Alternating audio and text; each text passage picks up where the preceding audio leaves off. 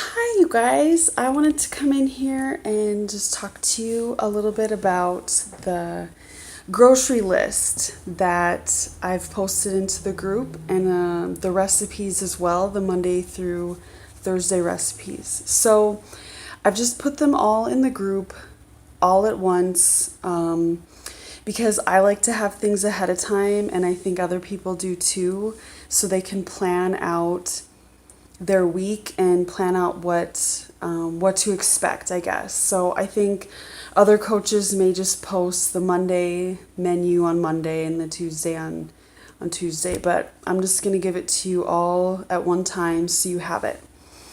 So I hope that still by doing that you stay engaged in the group and stay active and post and just show your progress, or I guess comment on your progress or how you're feeling. So, a couple of things that I want to talk about regarding the menu.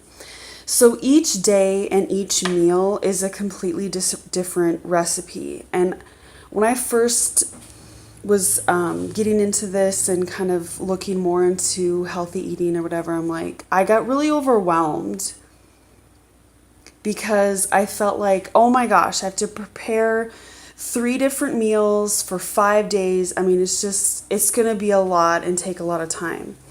So, what I did instead was I picked like one that I thought this will be great for lunch, and I'm just going to eat it for lunch every day. And to me, I'm okay with that. That doesn't bother me to have the same thing every day. Some people it might. So if that's you, then go for it and make each meal every day and great. But like I said, for me, I will probably pick like one, maybe a couple of breakfast things, but like one lunch thing, and just make it all the day before, or like the Sunday when we're starting, and just have it all week. Supper is different because I can usually have a little bit more time, and so I may make each supper item. But again, I don't want you to feel overwhelmed or feel like you're failing before you've even started, because I think we can do that, and I don't want you to do that. It's 5 days. They are simple recipes, and you can do it.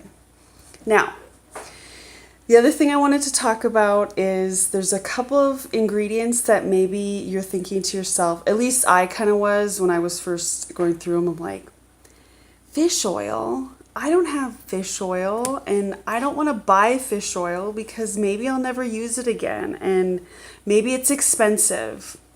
So if a recipe calls for an ingredient, you don't have to add it in there. Or maybe there's one supper recipe where it wants you to use asparagus, and you're like, I hate asparagus. I would never eat that. Then you know what? Substitute broccoli in, or substitute green beans. Go for it, you know. Feel free to tweak these as you like. However, with that said, make sure that if you are tweaking something, that you're checking labels and it's not processed. Or maybe how I want to say it, if there's a fresh or a veggie, substitute it with another veggie, not necessarily a box of rice-a-roni, because that's not the point of the group. We're trying to stay away from processed things. There's one recipe where they want you to use avocado. I know some people don't like avocado. Don't use it then. If you don't like it, don't use it. So no pressure. I really want you to know that there's no pressure here. So I have a couple of examples of things with labels that I wanted to show you and talk to you about. So when you're going shopping, I really want you to try to read and focus on the food labels. So I have these 2 cans of black beans. I don't really know why I have 2 different kinds. I guess, I don't know. I just did. Or just do. So this one, and I buy low sodium usually because you can always add sodium, but you can't necessarily take it away. So I try really hard to buy things that are low sodium, like canned vegetables. I go for low sodium. So ingredients on this say prepared black beans, water, and salt. Perfect. I know what those things are. I understand what that says. Sounds like a good choice.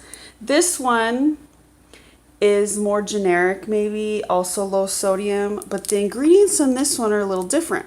So prepared black beans, water, salt, calcium chloride, parentheses, firming agent. Clearly, I bought this before I was really focusing on reading the ingredient labels. Now, I personally don't know if calcium chloride is bad, but it's like an added thing that isn't necessary, because clearly this can didn't need it, so why does this one? So pay attention to that kind of stuff. I have some sour cream here, light sour cream, and it says cultured cream, skim milk, vitamin A, palmitate. Again, I don't know if that's bad or good, but cream, skim milk, I understand what that means. It doesn't have a whole bunch of ingredients on there. So another thing, I have some cottage cheese here.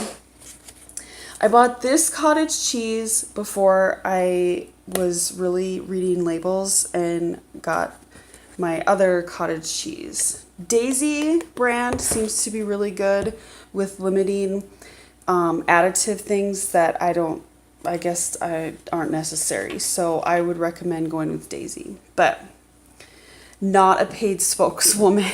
So this brand of cottage cheese, when I read the ingredients, and I'm going to butcher these names, but just so you know. So cultured, pasteurized, non-fat milk, non-fat milk, cream, whey, salt, tapioca starch, artificial color.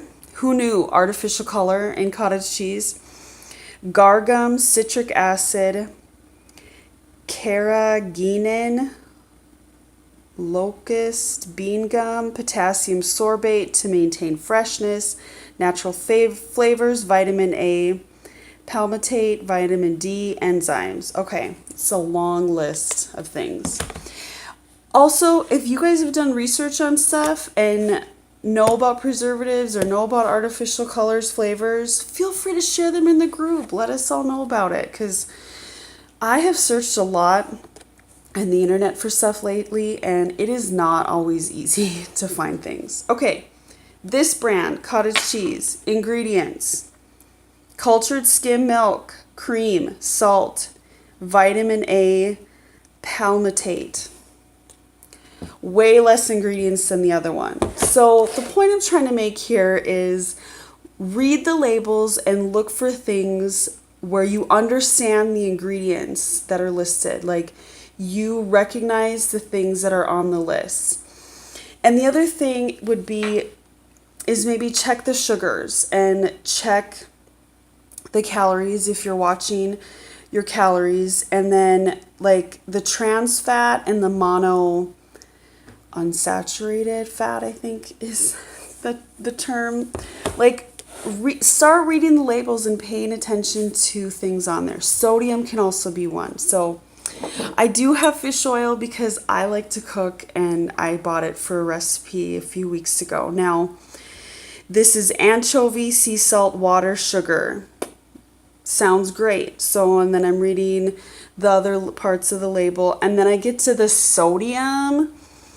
1,316 milligrams. So 57% of your daily allowance of sodium in 1 tablespoon of fish oil. So use in moderation as well. Anyway, I hope these little tips were helpful to you. Post below if you have any questions, or reach out to me. If you're at the grocery store and you're like, I don't know what the heck I'm looking for, what is this? Can I substitute it? Send me a message. I put my number in here. You can send me a text message. I get it. Like, it can be a struggle to kind of start and get going, but let me tell you, it is so worth it to keep going and you will feel so much better by the end. So I really am encouraging you to try this and to keep going, and do not be intimidated before you've even started. So have a great Saturday.